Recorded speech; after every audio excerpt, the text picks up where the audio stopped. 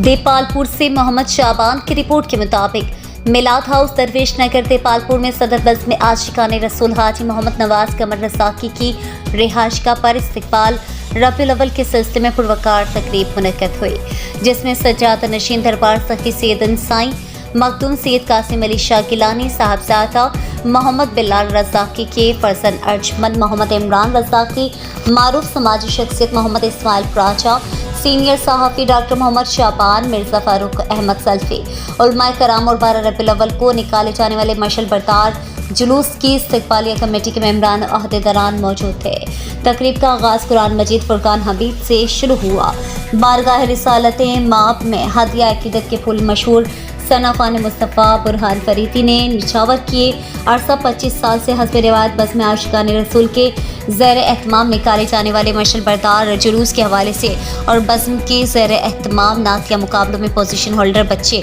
जो इस प्लेटफॉर्म से पोजीशन हासिल करके बादशाह मुल्क भर के तौलो अर्ज़ में बज़्म आशिकान रसूल और वालिदैन का नाम रोशन करते हैं। बानी बज़्मुल हाज मोहम्मद नवाज कमर रज़ाकी ने इस मौके पर सैर हासिल गुफ्तगू की और बज़्म के तारीखी पस मंज़र से शुरका को आगाह किया।